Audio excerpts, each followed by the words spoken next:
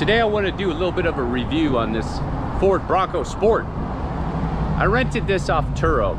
So far my experience with Turo has been excellent. I haven't had any issues with it. But I do have a 2021 Ford Bronco Sport and I wanted to review it. Let me go ahead and show it to you guys right now. It's a, on the outside, pretty nice looking car.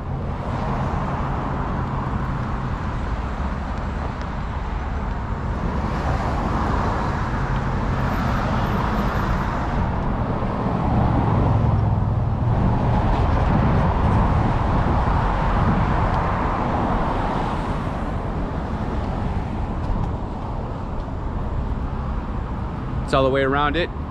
It is a nice looking car. It does get a lot of looks. A lot of people stop you and ask questions. Hey, is that the new Bronco? I said, yeah, it's a new Bronco Sport, but I don't own it. I'm just renting it off Turo. All right, folks, now I'm inside the Bronco. When I first started getting into this vehicle and I started driving it, I was not impressed at all. It's a,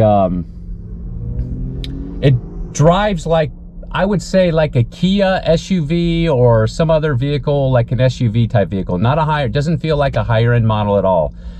And that's probably one of the reasons why it's disappointed. So what I did is I decided to go, hey, let me go look at the price of these things. These vehicles are priced relatively low. This Bronco Sport is.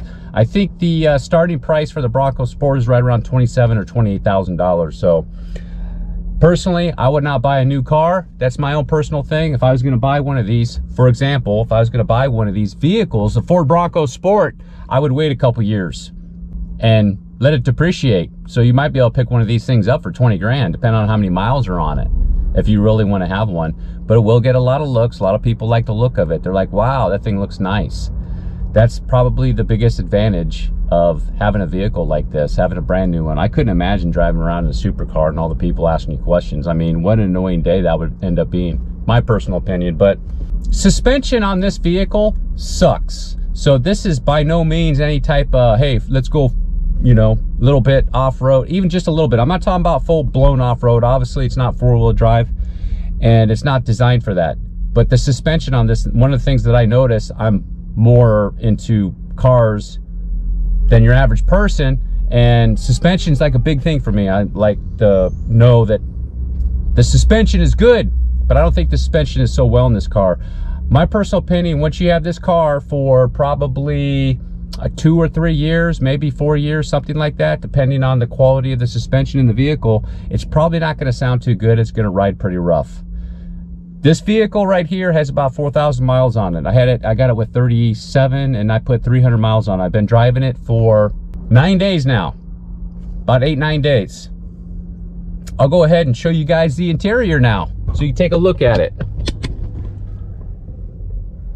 Here's the position from the driver's seat, and it's nothing fancy. You know, when I got this vehicle, it was a 2021. It is nice and clean. Smelled good. Everything had the new car smell in it still, pretty much.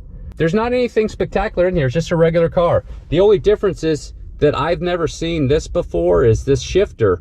And I never, at first I was like, what is this? Why is it like that? I'm shifting over here.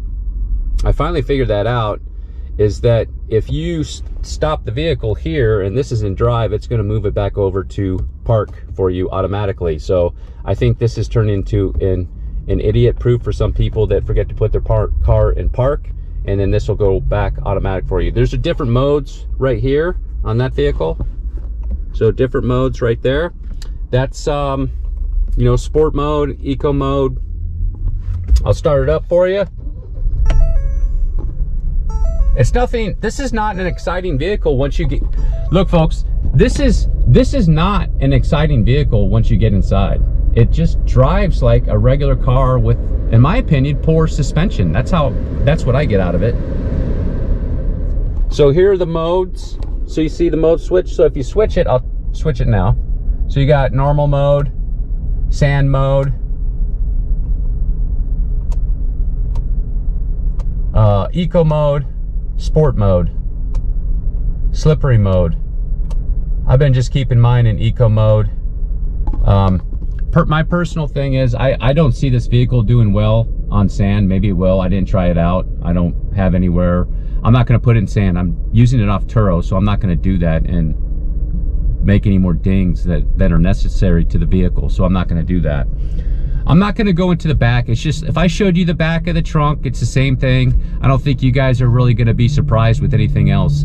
It's just a normal vehicle for the most part inside. I ain't going into all the details of, you know, what's with the infotainment center and things like that. It's just not a spectacular vehicle. It looks good on the outside. It does have a nice color. I like the color. And that's about it, folks. The only benefit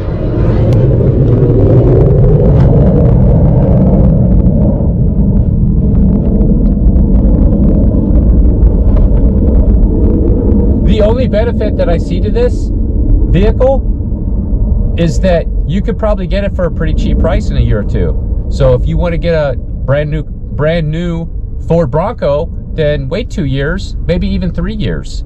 See how these things are performing as far as mechanical issues or anything like that, and then buy the vehicle. You probably, if they're brand new at 27 or 28, you might be able to pick one up for less than $20,000, and then you're probably not, you know, you're not going to waste a lot of money on a vehicle. I don't like to waste money. I don't buy new vehicles. I recommend most people don't buy new vehicles. I recommend buying used vehicles. Your best bet, in my opinion, to buy a vehicle is about 3 years old.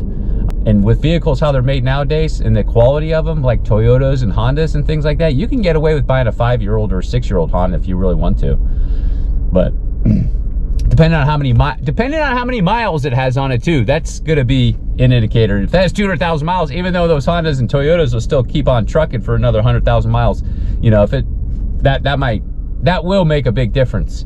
All right, folks, that's the end of it. I just make it quick, short, and sweet.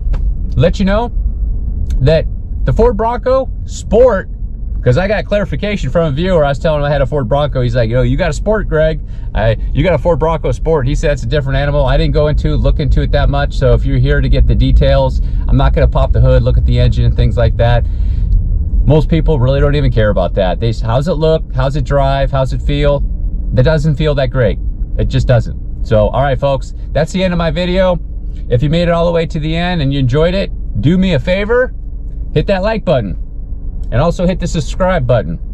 And I'll see you in the next video. Peace.